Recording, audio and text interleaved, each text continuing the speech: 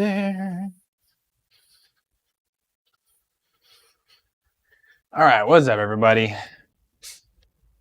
My mic's on. Check, check. Yep. All right, we're good. Hey, Niam. So in this one, this is a Raspberry Pi Zero W wireless. I'm not running camera or anything on this, so the Pi Zero is enough to run this. I'm just trying to figure out where and how I'm going to do the power for it.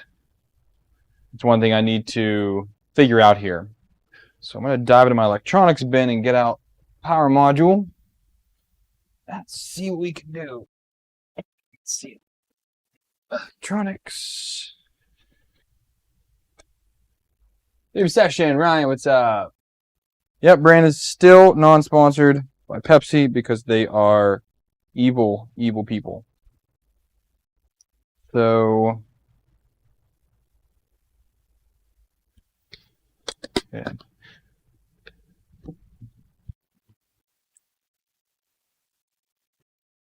They also probably don't know that I exist, which, I mean, might be more likely, but, you know, hey. So far, Clipper is going fun. I'm finishing up a Benchy right now, 125% Benchy, to kind of show you guys where it's at. It's definitely not perfect. I don't know. That could be a mix of the machine and the filament.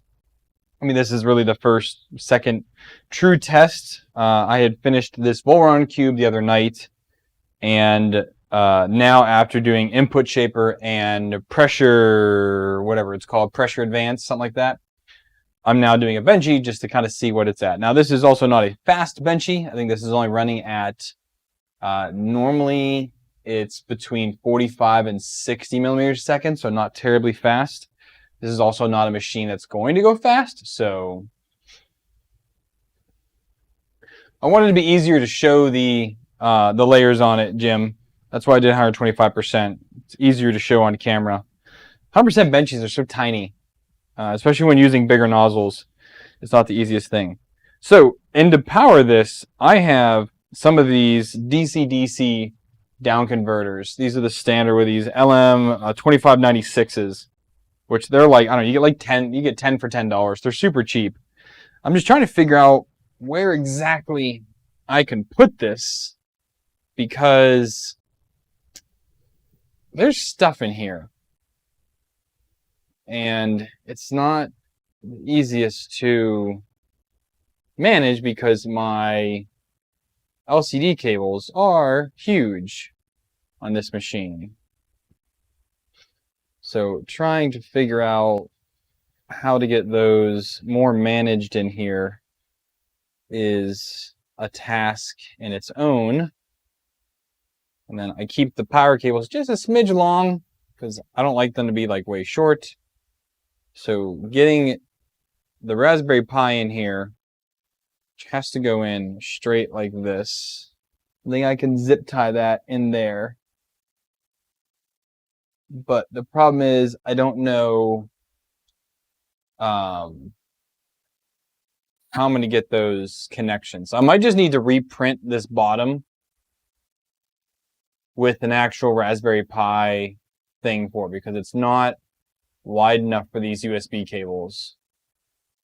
Unless I put it at an angle, and then it might fit. I'm a little afraid I might like accidentally unplug it. So that is an issue, is trying to figure out how in the world am I going to get this powered properly. Oh, hey, Aaron.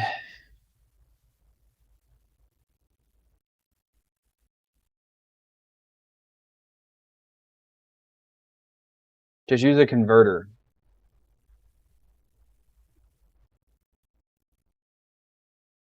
Yeah, the Raspberry Pi version is much wider. I don't need it that wide, but I also like how streamlined it is like this. I wouldn't mind if the whole thing was taller. So right now, this is I guess it's about 50 mil. From bottom to top, it's about 50 mil. If it was 70 or even 80, that would help. I mean, that doesn't add on that much. On a printer this big, making that one part a little bit bigger is not that big of a deal. But that would give me a ton more space in there to be able to fit this guy, which is 42, 44 millimeters.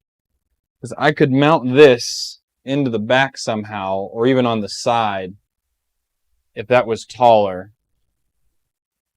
So I kind of wonder if we can do that, Aaron. If you can make that, slice it in half, make it 80 or even 70. I think 80 would just give me a little bit more wiggle room in there to play it safe.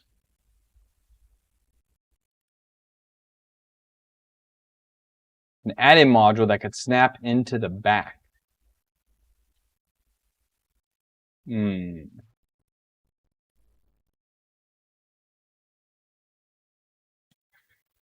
Well, Brandon, so adding a spacer just basically band-aids the issue. I think the shorter version is fine if you just need that. But again, this is also Aaron's design, so it's kind of up to him what he wants to do because he's the one designing it.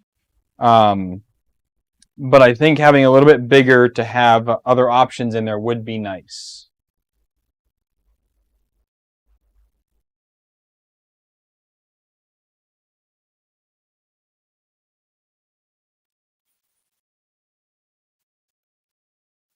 Well, taller, you can just cut it and then throw it up. Moses is here with the Quad 3. Thank you, brother.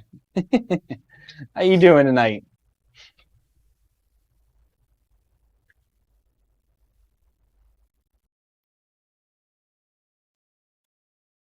It's on the smokestack for the Benchy, so almost done.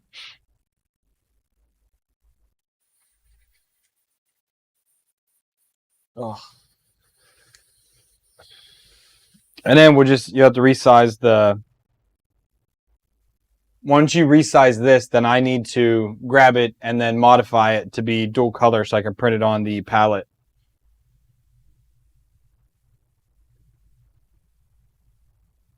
Which is easy enough to do. I just have to do it.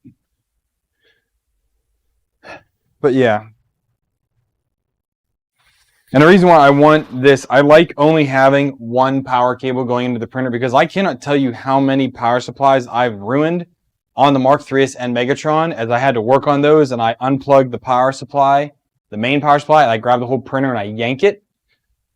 And I just yank on that power cable for the Raspberry Pi. It's horrible. So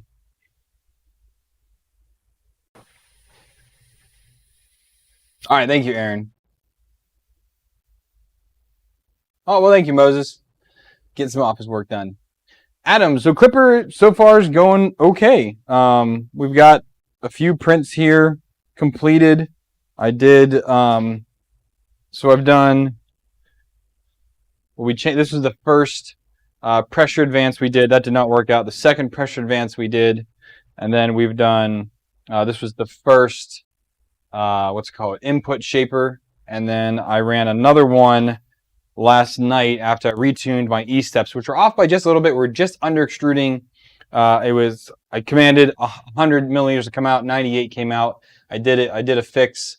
I did it again, and I got 100 for 100 on the next try. So that was very easy to fix. Then I redid another input shaper. So you can see this is how it ends up looking.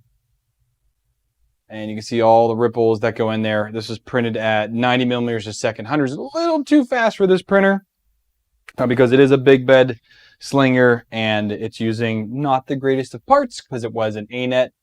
But I did this one and then I finished tuning it today. And then again, I just finished this Benchy. It literally just finished. We'll let this cool down a smidge and then I can pull that up. But so far, I am liking it after the immense amount of configuration that it does take to get completed. And I was talking in the Discord, I might go ahead maybe Monday night and try it on Megatron because that already has Raspberry Pi 3 on it. and it's an SKR 1.3, so I can use basically my same config file for this printer, change a few little things, and drop it on there. And I think we're going to go ahead and try that maybe on Monday. I'm liking it because I'm really enjoying working here with the computer and not having to go and grab SD cards from all over the place and try and get everything working properly. I'm enjoying not having to do that. So I think we'll go ahead and try that with Megatron and see how it goes.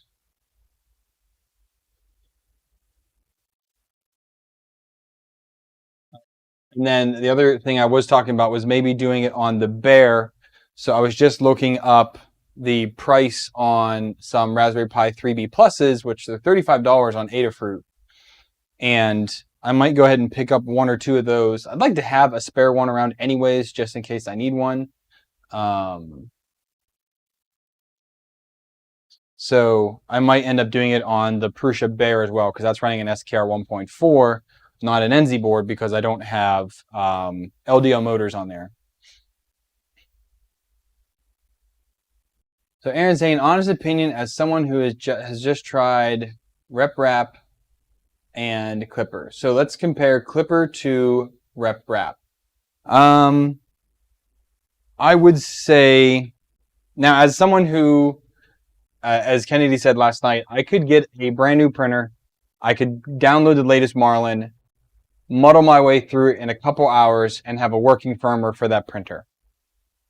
Because Marlin is very easy to configure. Now, comparing RepRap to this, it's a little hard to compare because I got a config file for RepRap for the BLV, and I've been building off of that. Now, building Ultra Magnus, this was completely from scratch. I grabbed the example SKR 1.3 sketch or config file, copied it over, and then started that from absolute scratch. There is way more documentation on RepRap than there is Klipper. So RepRap gets a tonk there for the duet systems. I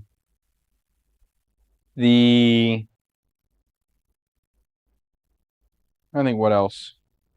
Oh, it's very standard. RepRap still uses the standard steps and things like that, where RepRap uses movement per millimeter and not steps per millimeter. So that is a little bit of a difference to kind of figure out. They're both easy to config and change on the fly. I don't know. I'm still up in the air. I might be leaning more towards Klipper, just because a lot of it's not using M code and G codes, and a lot of it makes sense. And a lot of the stuff from Marlin that I use, I can just copy and paste and use it directly in Klipper, which I do like that so far. Because we figured out how to do the load filament and unload filament. The M600 ended up being a lot easier than I thought it was. Haven't tried it yet, but do have the M600 configured. It's just hard because also I have so much help from like you guys watching and hanging out in the Discord. If I had to do it by myself, I probably wouldn't be able to do either one of them, to be honest. It would take me quite a few days to really actually get through it. Where again, with Marlin nowadays, now it's also hard to say because I've been building Marlin for 4 years now. I've been developing my own Marlin. I'm still not good at it, obviously, but I've been doing it for 4 years now, and I know what to look for. I know some of the common things to change. Going from 119 to 2 was a challenge, but I don't know. It would take me quite a long time, I think, to actually figure out how to get both RepRap and Klipper working properly.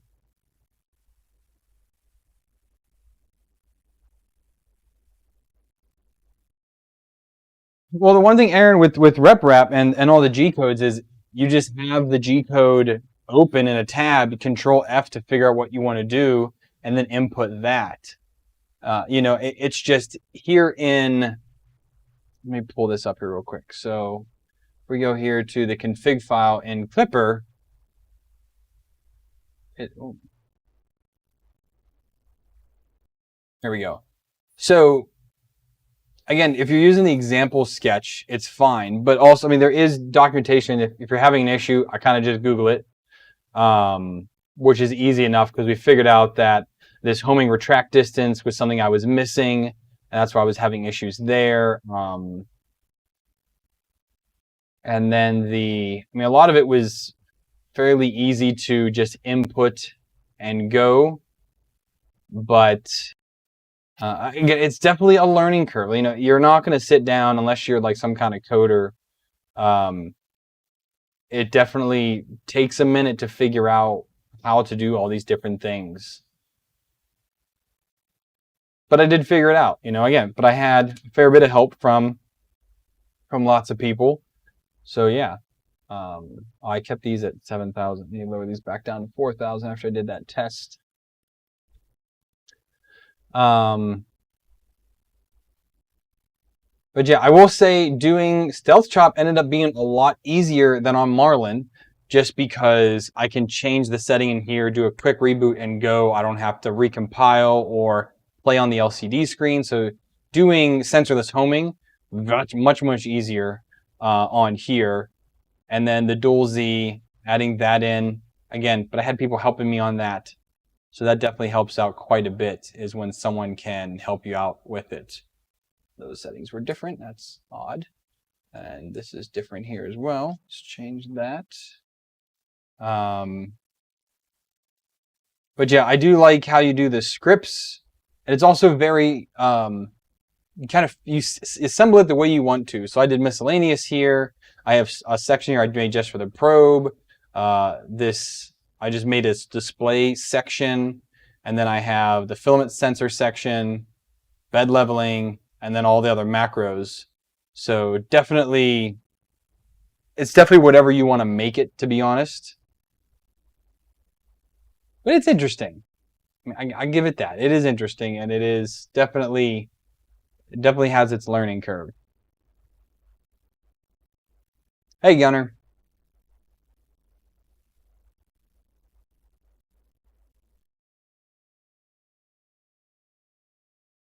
I did reprint the flag for the filament sensor because that was an issue the other day, which actually it's funny because it's not registering now. Or it was before. It was working just fine for this whole print, and now it doesn't seem to be registering properly again.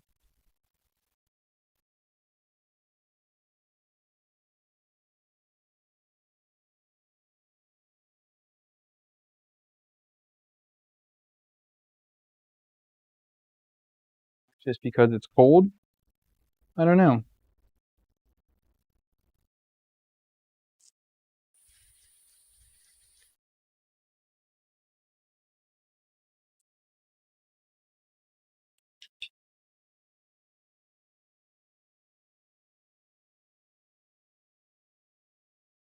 Oh, you spin it in separate files. That's interesting, Adam. I just did the different sections. So far, that's been making the most sense in my head on what to do. So, what's going on, Grim? But yeah, either way, I like both RepRap and Klipper so far better than Marlin, just because of, again, the quick changes that you can make and the fact that you can the whole being able to manage multiple printers via the fluid interface. I'm liking that. But I was talking to other people. So for me, on the other printers, especially on the Mark 3S, which I'm not going to put Klipper on, that's going to remain a purest Prusa machine because it is my workhorse. If I need something absolutely perfectly printed and have a time lapse on it, it goes onto that printer 99.9% of the time. So I do think it'll be fun to put Klipper on some of the other printers and be able to manage them all from right here, my interface, because once I move, I don't know if I'm going to have space. I never know what I'm going to have. But if I can manage all my printers and send print jobs from upstairs or wherever my computer's at, it's awesome.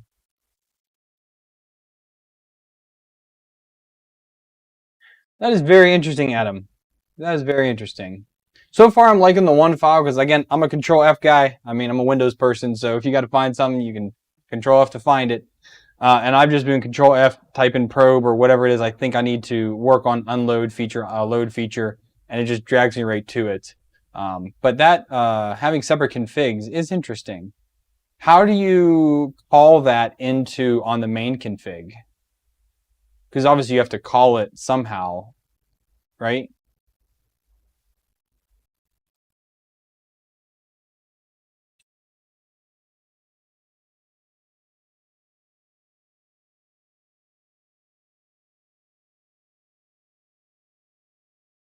Man, this looks pretty good.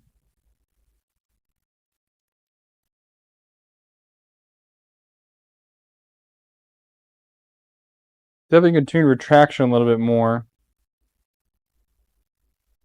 But all in all, it is not a bad looking print.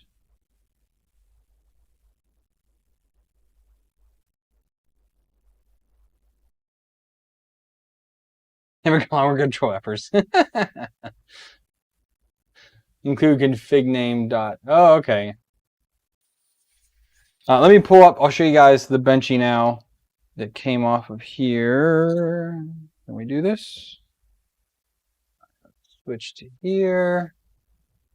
All right. So here is the Benchy off of it, and you can see we do have some layer deviations. I think that might be the filament. I do want to try the same print again with another filament and see. But we do have the hull line right here, which is pretty common. But first layer was pretty perfect. There's no elephant foot, anything like there. Overhangs came out great. There's no type of, or it might be just a smidge bit of echo in there. So it might be a little bit more. I need to play with input shaper to try and eliminate that completely. But there's just the tiniest bit in there. This side, there's nothing. But this side right here, you can definitely see a little bit in that there. All the top layers, I mean, the top layers do look, honestly, the best. Filled everything in real nicely. Smokestack looks great. Yeah, so definitely need to tune a little bit more. I'm going to try another filament just to rule out any variance in this. This is a very old spool of AO Robotics filament that I've had forever, but I don't remember having, I think I have other prints in this here. This does not have that much deviation in it. This is probably like an Ender 3 or something like that. But I had another print in that gold here.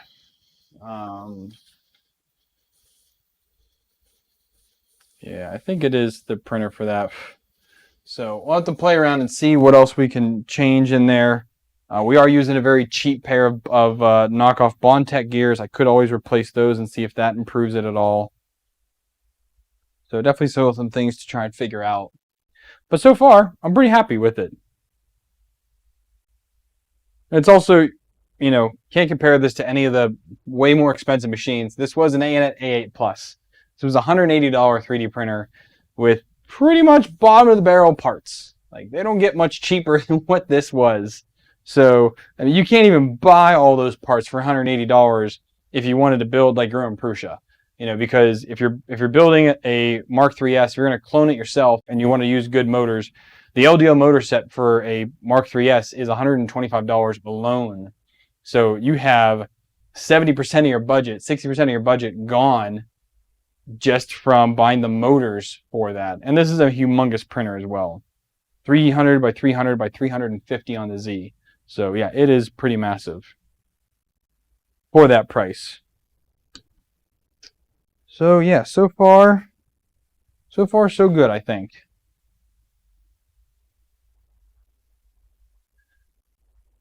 One thing I did not look at is, can this fit in this way right now? No, it can't. Okay. So I'm trying to figure out different ways to fit this in, because I did read that you can run this off the GPIO pins.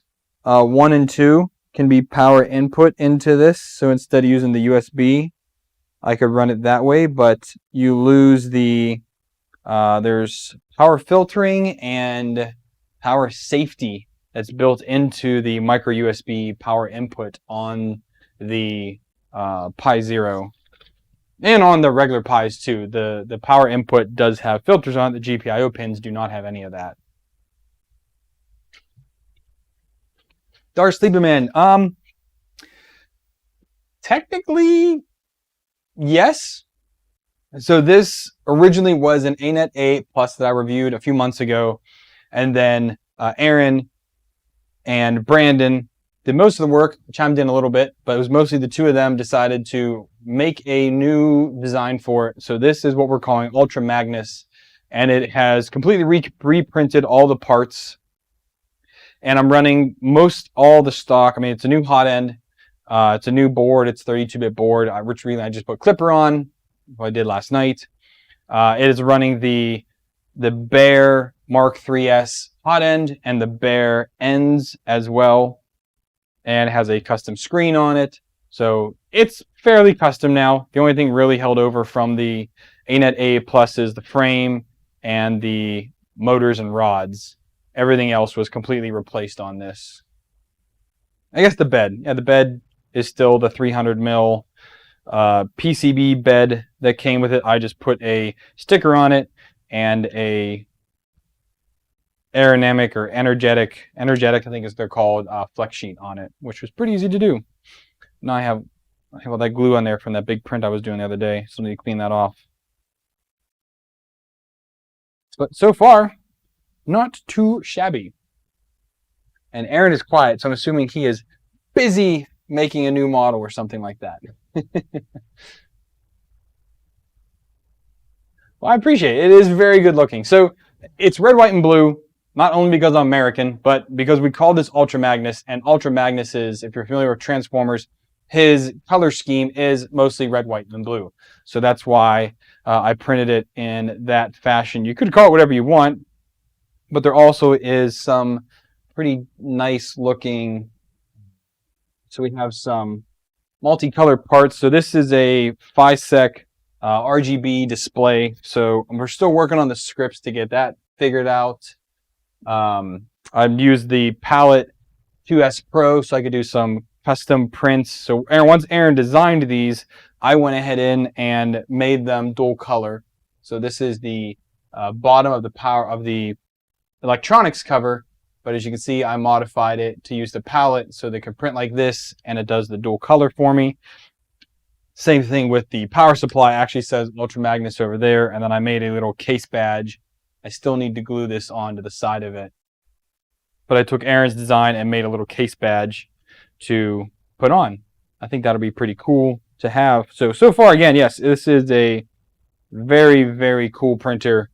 Lots of custom work. Aaron did a fantastic job on designing all of these. And but if you don't call Ultra Magnus, you're wrong. That is funny.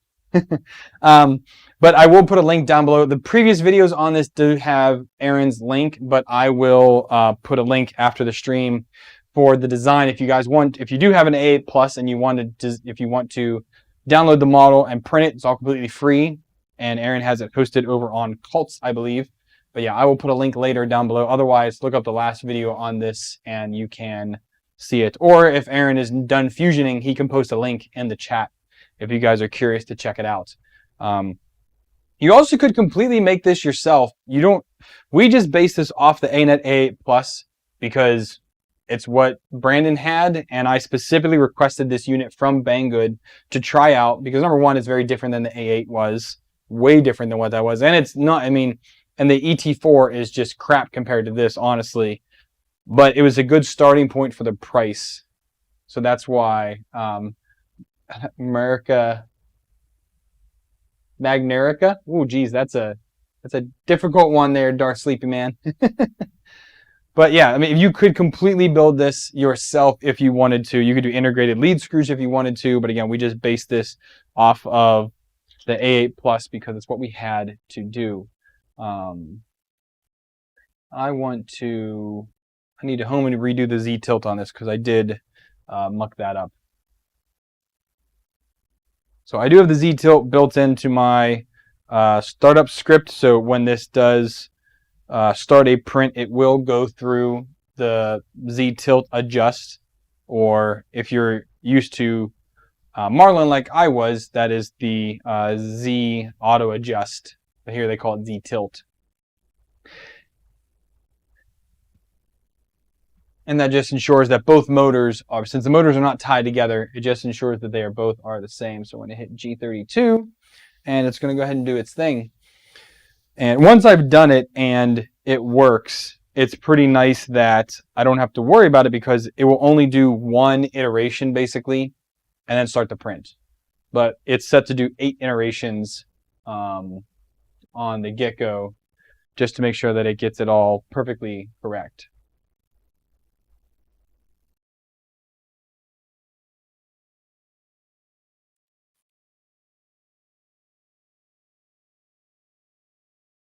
Yeah, so the difference right there is 1.9 millimeters, and my tolerance is 0.1 millimeters that it has to do. And usually takes, I'd say 3 times to get it. Sometimes it's faster. So now we went from 1.99 to 0.17, so it'll get it on the 3rd try here. But I could really screw this up and it would do it within the 8 tries. No doubt whatsoever. There it is. Now it's at, now the 2 Z's are within 0.05 millimeters of each other. And that is the tolerance. I could set the tolerance lower, which I probably could do now that I know it works well. I could do it 0.05 or 0.01 even, and it would get within that close.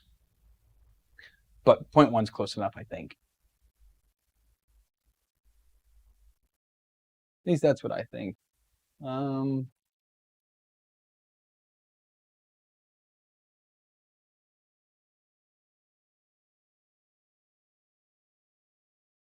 want to let this do the auto bed leveling again. So yeah, I really thought I'd be able to get this put inside there tonight, but I guess not. So again, if anybody has any questions on Klipper, Ultra Magnus, the BLV, kind of here for you guys tonight. This is kind of like an AMA. Can't get into your Cult 3D account. That's not good, Aaron.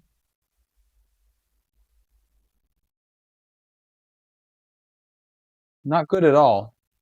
You should also debate on maybe putting this up on Prusa printers. Everyone's kind of moving over to that.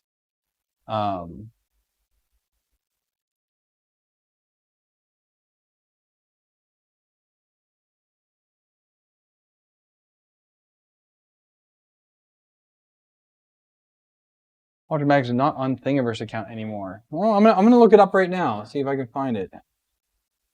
Pulse 3D. So what is up with Thangs? I've seen like Joel do sponsored things for them, but I've not seen anything for them anywhere else aside from Joel. Are they supposed to be like the new Thingiverse?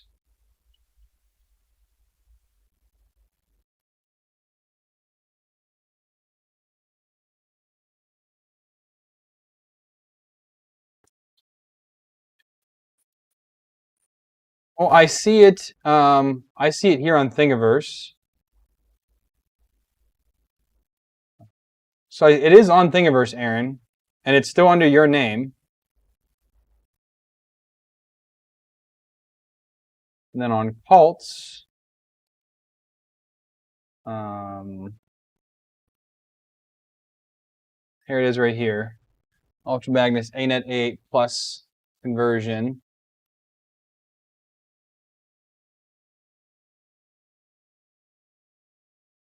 So it is here.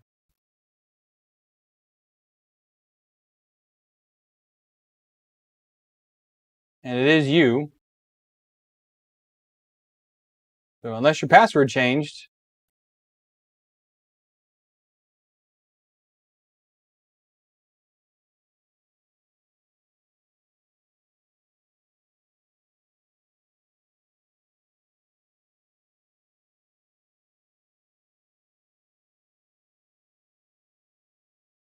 David's here.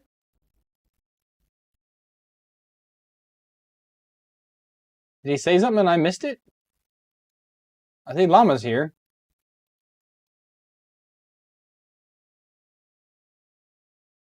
Edutech had a thing on things too. Oh, okay. I don't really watch Edutech much.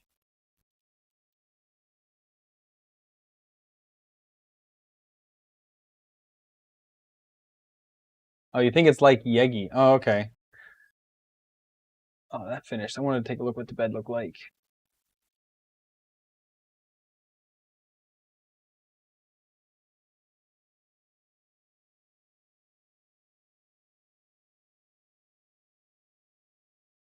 I definitely want to clean the bed off because I think that might be messing with my my level here with the glue and everything on there. I think it's giving me a little bit of variance since this is a capacitive probe and not an inductive. So capacitive, anything on the bed will mess with its level. So that is the one downside of it, but the upside of it is you can use it on anything. So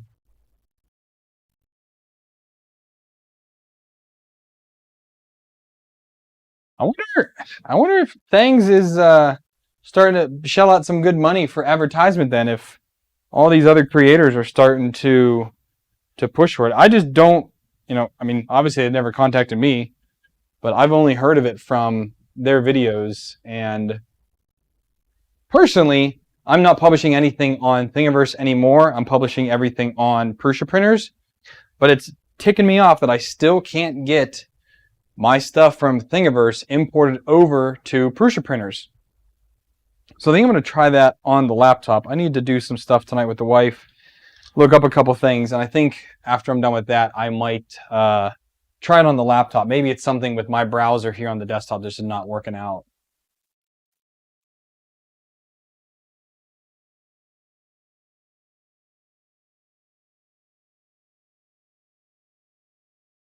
Search for file, find other versions of it.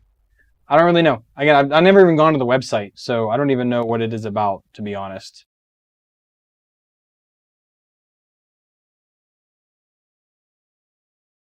I'm liking Prusa printers. They have the whole remix thing in there. So far, I've been happy with playing on it. Um,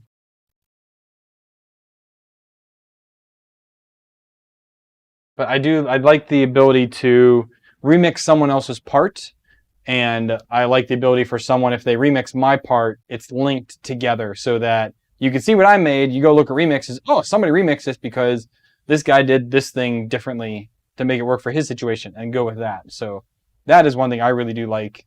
I like the most about Thingiverse, and I also like about Prusa printers.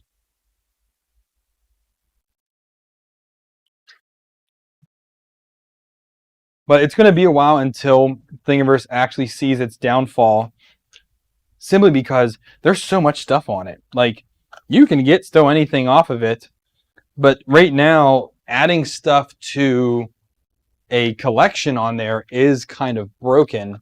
Because like when I go to do a collection, I can't see all of my collections. I only see like the first 10 or so, and I probably have a good 50 or 60 collections on Thingiverse of things that I have found and put together. So Ryan, no, I was not. So, because I know you said, Llama, you said yours worked up. And I did the link. Like, I'll even do it right now. So let me. Chrome needs to update real quick. So let's relaunch that. And I even have a VPN on right now. So maybe that will help.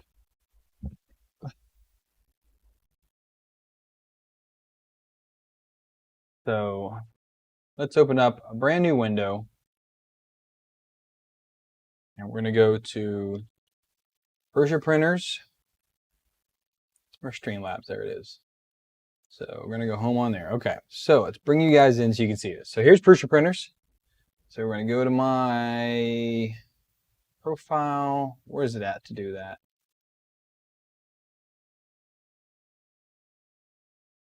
Somewhere here.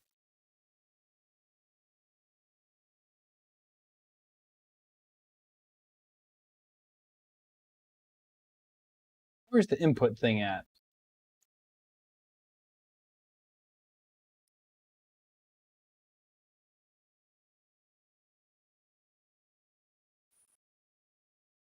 I'm not even seeing where the Where the thing is at on here?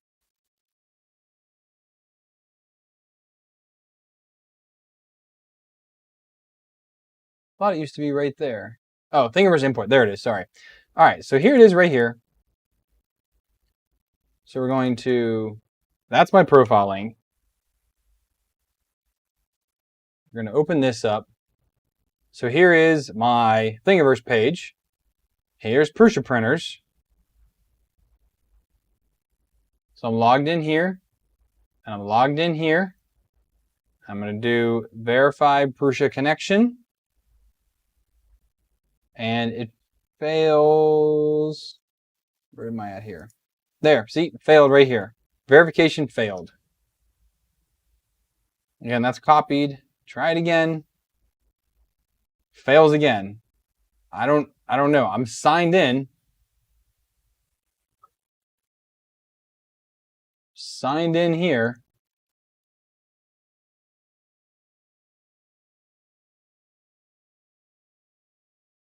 Still does not work. Copy it again and try it again. Still verification failed. So I don't know if I need to log out and log back in. I don't know. Log in. Log in.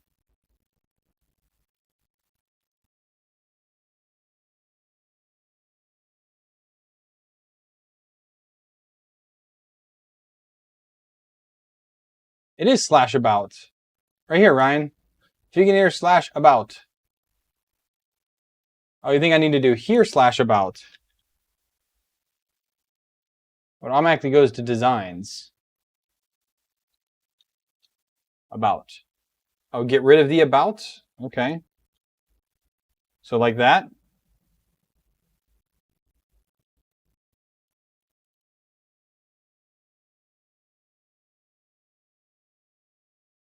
Verification failed.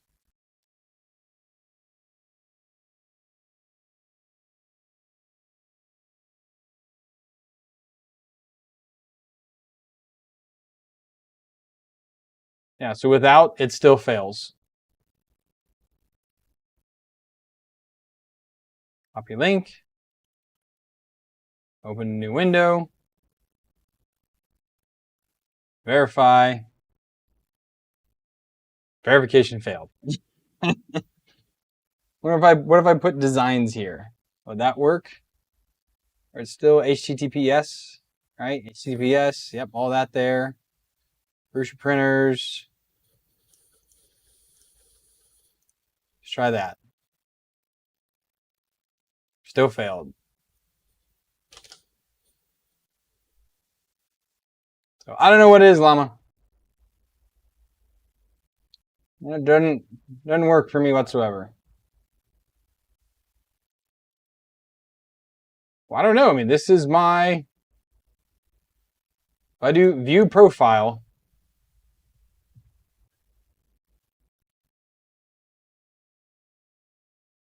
you have to paste it into your Thingiverse profile. Where at? What are you talking about?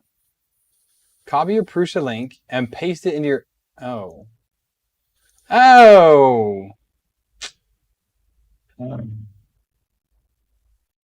That's to go where?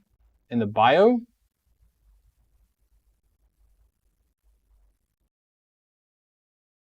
Website?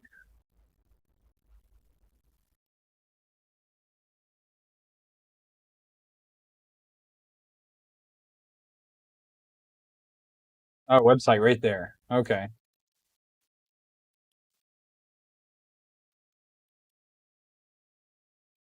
Could help if I read things.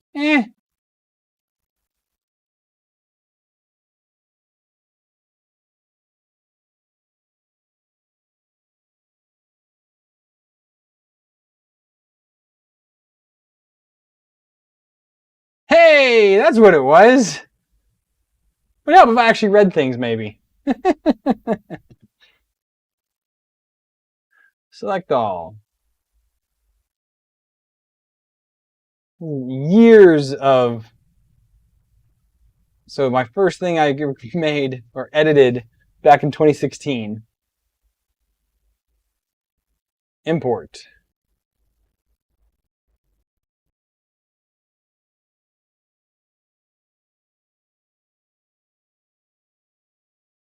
Yeah, good catch, Adam. I did not. Again, I didn't read things. Serves me right, I guess, right?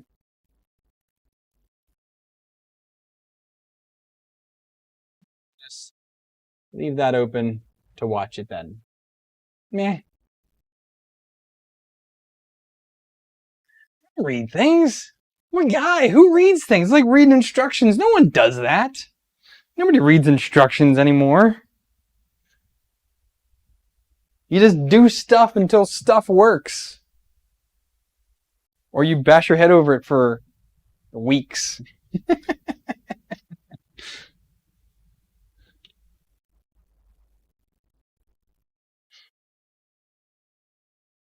Let that run then. Let's see here.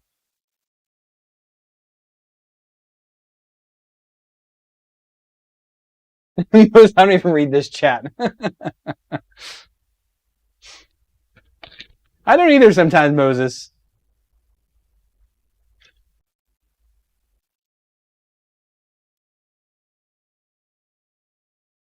Reading's for nerds. That's what it is. I'm just waiting for my wife to come in here and like yell at me. She'll probably be soon.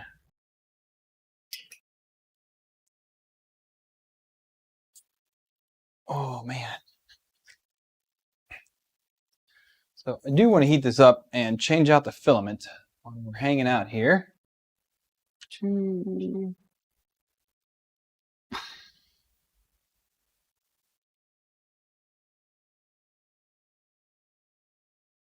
night. Oh, I did do this vase on here as well. Now this is BLV. I need to do this vase on here still with a super shiny filament. Get to see everything in that. So, and then once Aaron finishes that part, I still have red and white left of PETG to reprint that part. So that'll be good.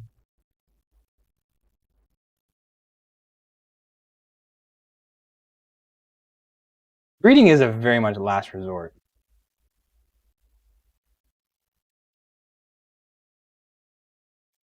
Oh, that was the thing. Aaron, did we ever finish the power supply for this? Redesigning the mount for it? I know we talked about it like a month ago, but I don't know if we ended up actually doing it. Because I'm thinking we didn't.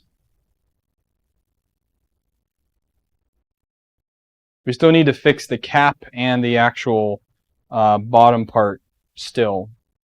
Or did I redo it? I don't remember if I did or not. I don't want to open up Infusion because you're in it right now, I think. But let me know, because if not, I think we should do that soon and finally check the box on this and call it done for building and designing.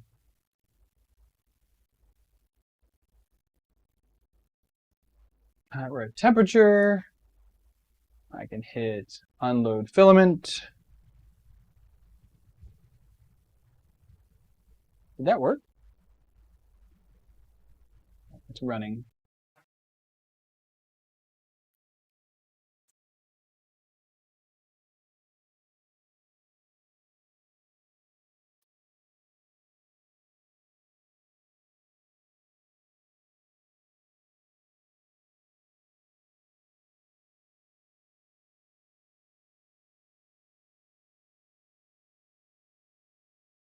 Ooh, look at that. Filament unloaded just how it should. Oh, man, I love it. Macros do what you want them to do.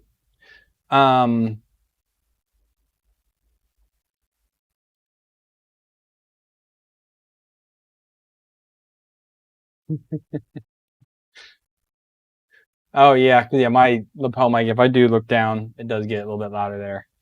Let me pull that up, Aaron, then.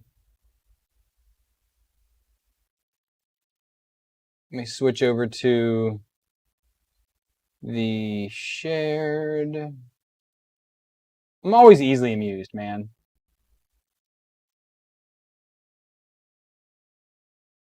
So this might be something we'll need to do one evening, Aaron, in Discord. But yeah, so what I did is I created the ANET 8 plus power supply, and then I imported it into here. And yeah, we did not make any of the changes at all because I also didn't print this newer cap that you made. And we need to readjust where all the holes are, because if you look in here, you can see there's a fair big gap between here and here. We're off by 4 millimeters now with the ANET power supply. I mean, we can keep this as an option for it, for if you use a standard 24 volt off the shelf 24 volt was a 30 amp or 20 amp power supply, it'll fit in there. But the ANET one is a little bit different. So we do need to edit that, and it is a little bit deeper as well, I think. Yeah, but we need to correct the size of the bottom here. We need to correct the hole locations, and this entire top cap needs to be fixed because right now it blocks the fan. So this cutout has to go to this side versus the other side there. So there's a little bit of work we need to do. So maybe one evening, if you're free, we can hop on Discord and figure that out. I'm going to pull this filament out. And throw... I've had decent luck with this spool of Jessie PLA. I know Kennedy last night said that he's had horrible luck with Jessie PLA, and he uses all filament 1. And then you talk to Brandon, who has horrible luck with filament 1 filament. So it's amusing how different people have different experiences with the same filament.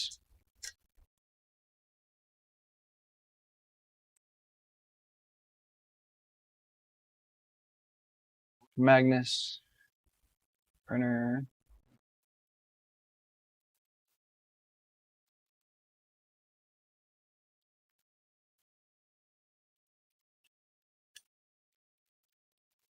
That sensor's not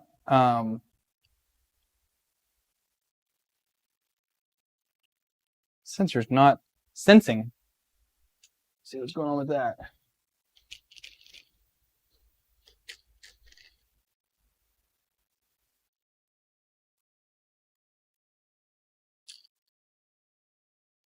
I'm just saying, Moses, it's just interesting to hear other people on what works well for them and what doesn't. The reason why Kenny says he doesn't like Jessie is because the variance is too high on the filament.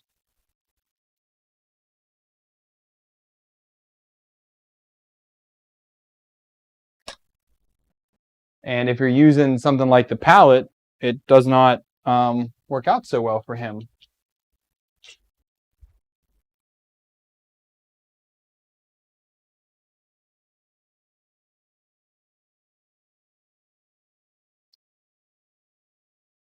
Huh. I'm going to have to adjust this a little bit because the filament sensor's not triggering anymore. Hey, Jerry. I'm going to need a minute to try and fix this problem.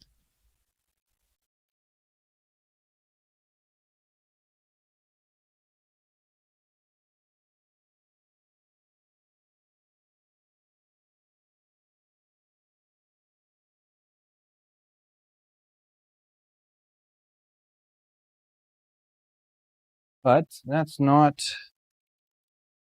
okay right there. Let's figure out how we can fix that.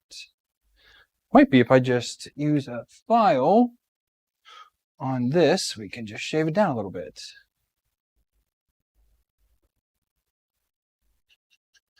Oh, I have no idea how he makes it, Ryan. Darth, I don't know. So I replaced the arm last night for this print, and it worked just fine, but now it seems to be getting stuck in there. So I'm just going to shave off a smidge of it here.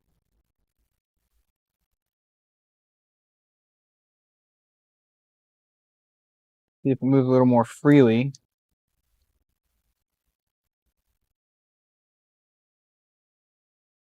It doesn't. It's getting caught on this front. Now this is a modified part that I downloaded.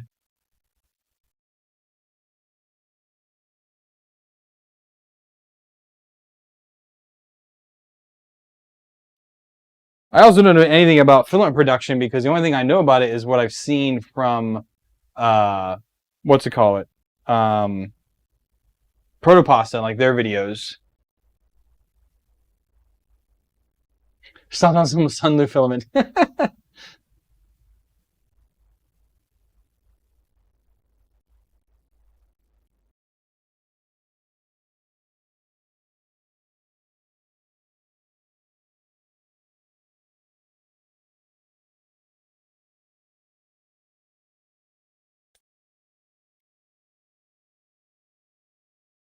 1 p.m. Pacific tomorrow. That's midday. Well, I think that's dinner time for me. Pacific time, you're 5 hours behind me, so that's 6. You can shoot me a link on Facebook, Jerry, and if I can make it, I will, but I can't promise anything straight after dinner. I like Protopasta a lot.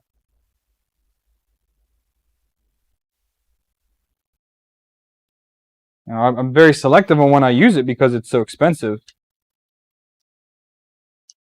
All right, that's better. A little bit of filing on there.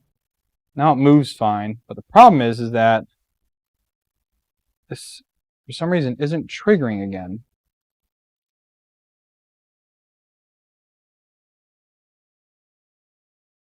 Do that, and then take our, not that,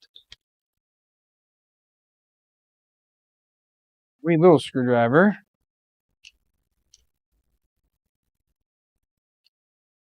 Oh, do I need to flip the pin before?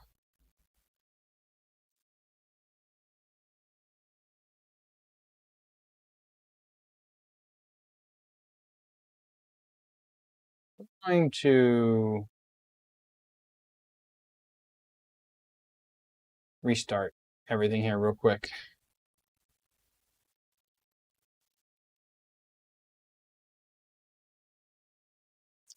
Yeah, Jerry, it's 5 for you there, but it's 10 p.m. for me.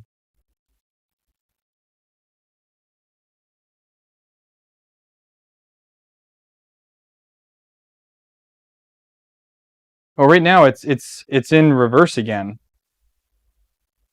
Why is it reversed? So if we go down to filament sensor,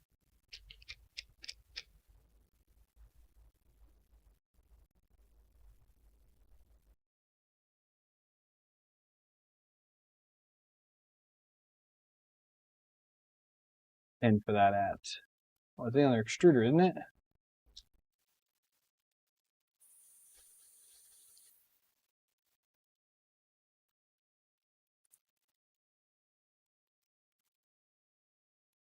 Invert that real quick. Save and restart.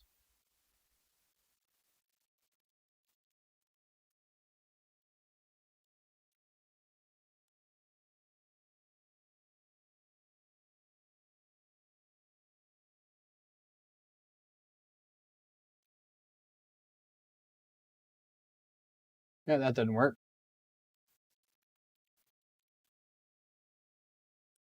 So why is that acting up? Because now it's reversed what it was before.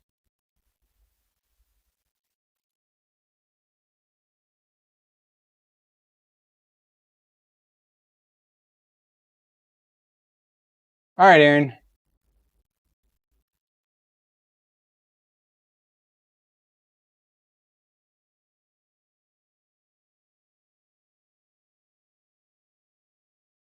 It's the probe.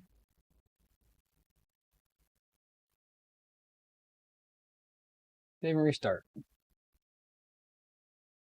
Because it should be green when filament's in it, and when it's not, not. I don't know why it changed.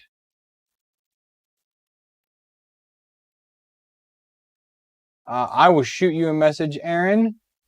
You PM'd it to me, okay. Okay. I'll think about that, Aaron. I don't know if we should just center the design or not. But I'll send you a message when I'm done here.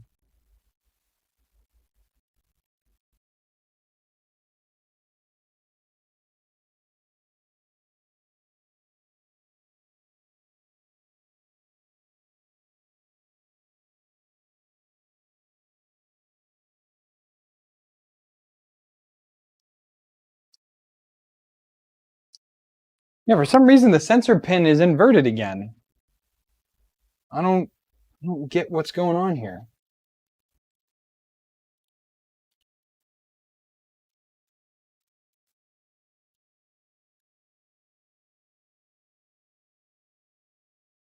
Gunner's getting ready for second dinner. What they call that supper in The Hobbit, right? You have dinner and then supper.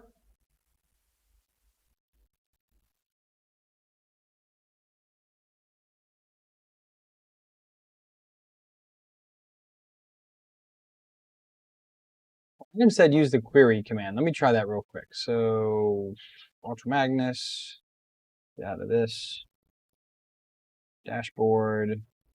So he said do query underscore filament underscore sensor space sensor equals, I think I just called it filament sensor.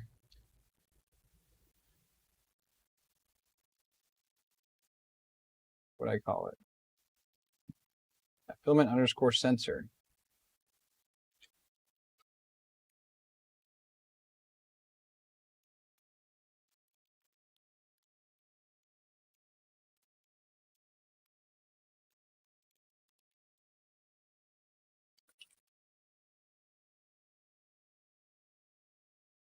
Filament detected. Okay, so it's inverted.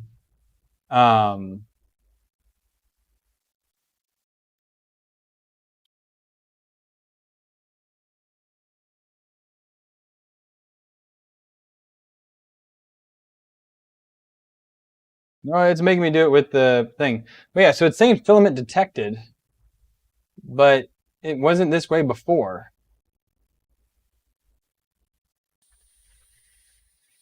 See you, Llama.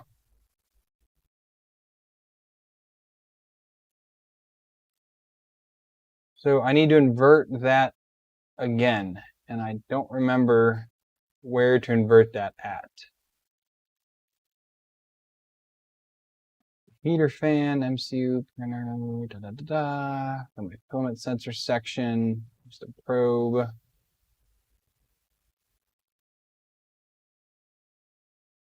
Oh, there it is, switch pin. Let's do that, save and restart. See if that fixes it.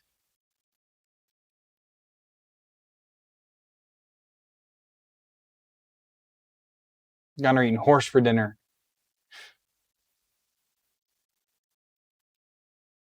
So now if we run that command again, so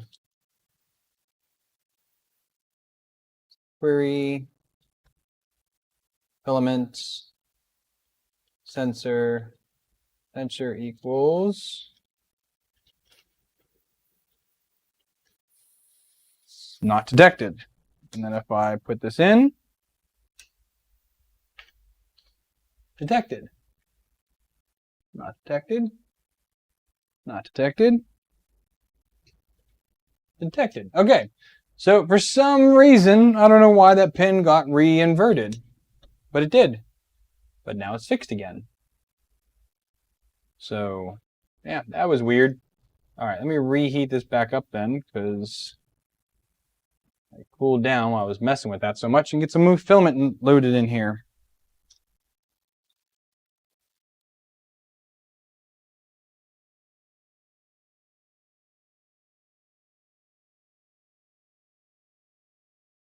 That is one command I think I want to put in there. So I do want to edit my load script.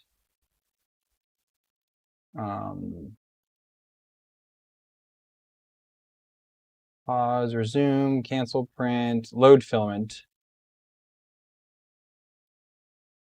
So I do want this to do, so G1, Z, 10, and then G1, Z, minus 10.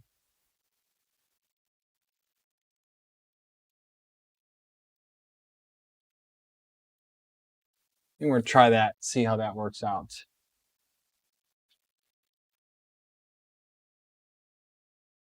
No, he's just playing some Gunner.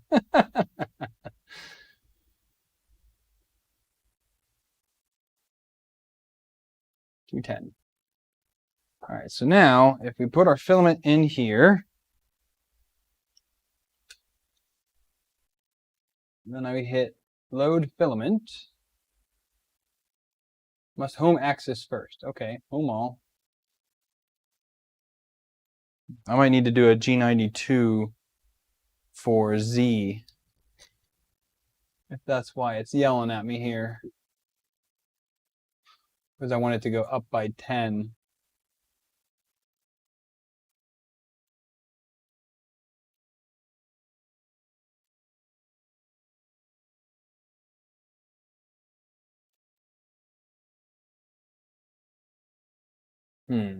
Maybe not.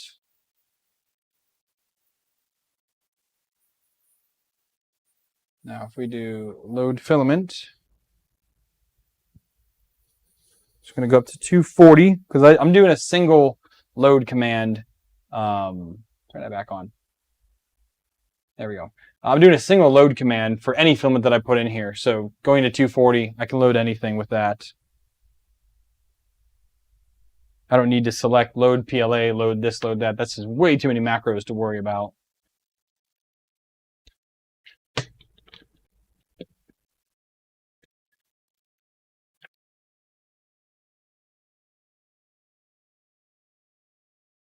We are evening out temperature now.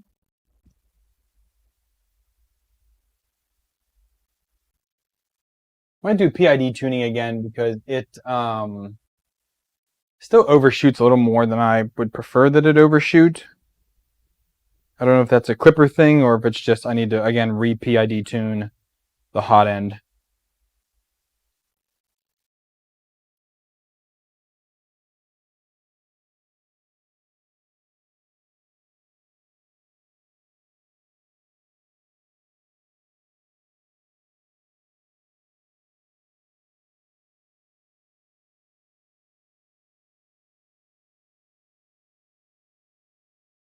Out of range. All right, well, it didn't do what I wanted to do, which was to move up.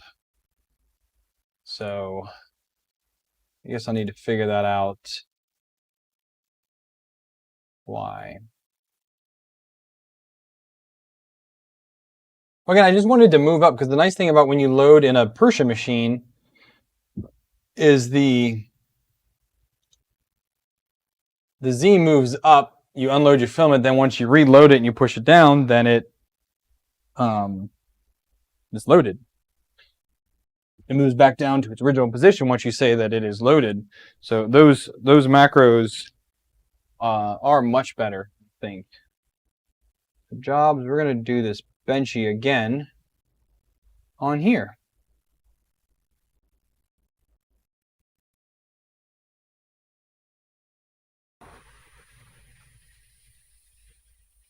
I didn't restart it, Ryan, because that change I made doesn't really matter. So, well, Adam, yes, I got it does load properly and it unloads properly. That's not the problem. I just would prefer that when I tell it to load, I want it to move up 10 and then load and then come back down. So, or maybe I'll change it so that when you go to load filament, it goes to the park position, which is up high front left, maybe. I don't know. Kind of gonna play with it a little bit. Let's see what I like. But if you're also talking about the filament sensor, yes, for some reason the pin got inverted again. I don't know why, but yeah.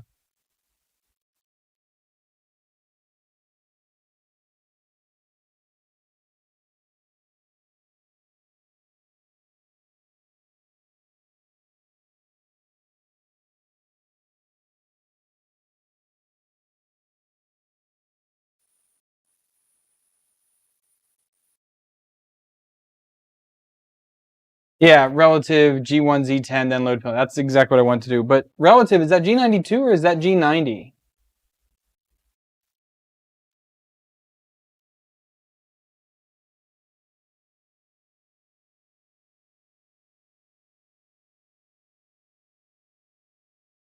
G90 was relative, but maybe I just don't remember.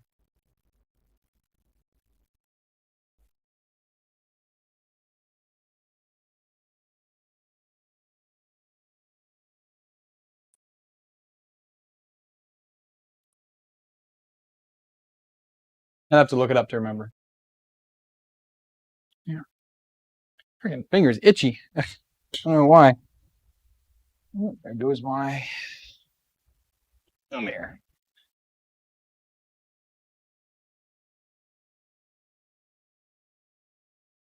G91.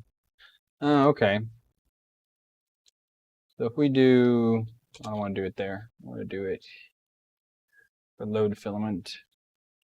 So G91, and then if we do G1 Z10, and then G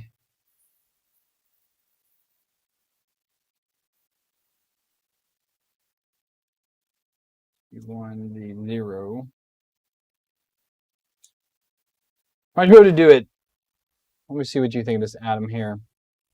So for load right here is what I'm looking at. So I'll do G91 and then a G1 Z10.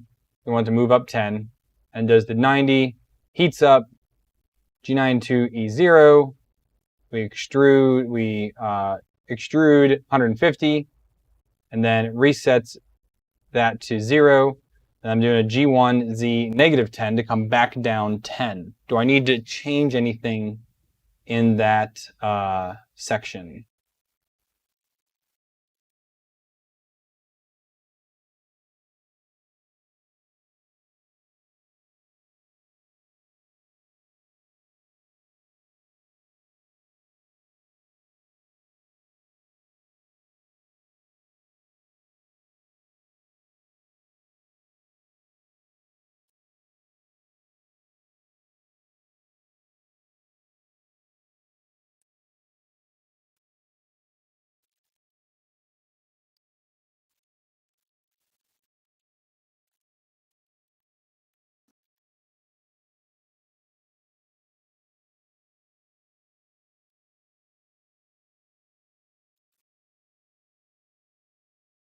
Go back to relative G1. So do a G91 again, like that.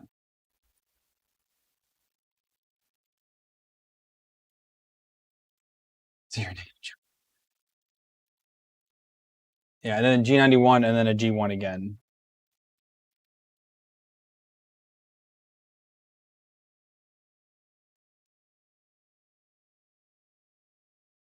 I'm going to do 15. 10's really not that much on this tiny printer. Or I say this huge printer, I should say, because 350 on the Z.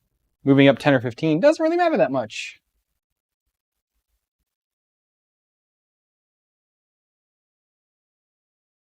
My head is huge. I mean, I am a full-size human, so maybe that's what it is. And then reset to absolute. Is that just G90 again?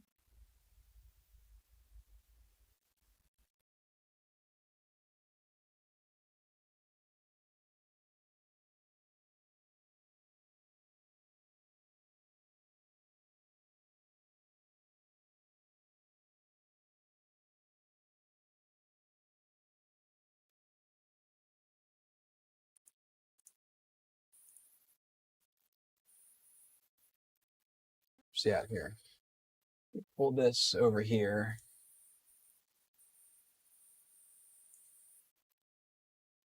Yeah, G90. Okay.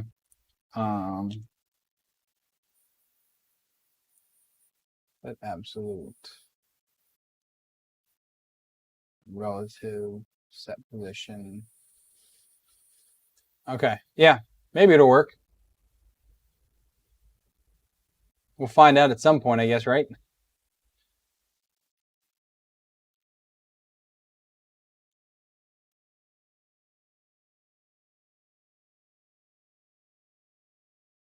Yeah, I was just looking it up there, so we'll I'll look it up again. I'll test it after this. Again, I want to try a different PLA with this Benchy print just to see if we get the same variants. So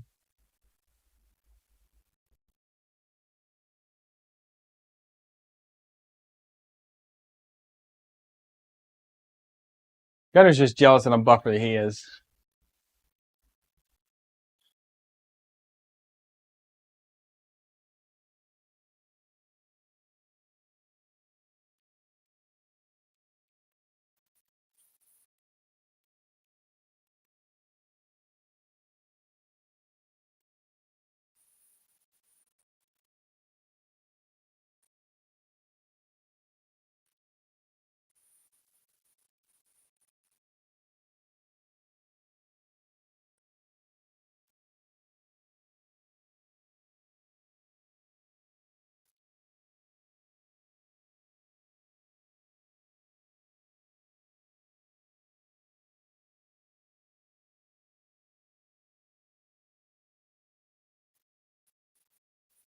All right. Shoulder complex. All right, see you, Adam. Thanks for hanging out.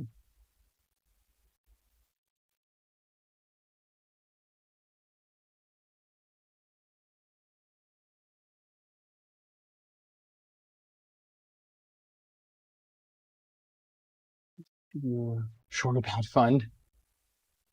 Go very was that was like early 80s, wasn't it? When they used to do shoulder pads. Women used to wear shoulder pads.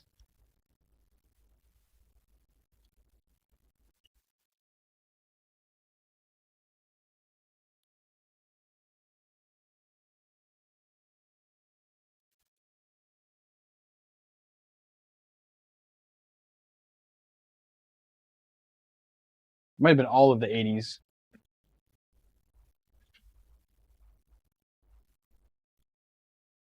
Oh, it's getting ready to do another print now. So again, I'm gonna let this run. Probably gonna go ahead and end the stream here. I want to get the table cleared off. So I think on Monday night, I think what we'll do is pull Megatron back on the table, and we'll try to put Clipper on Megatron. It already has a Raspberry Pi 3B Plus on it, so it can do everything that it needed to do. I don't have a camera for it right now, but I will get some more here.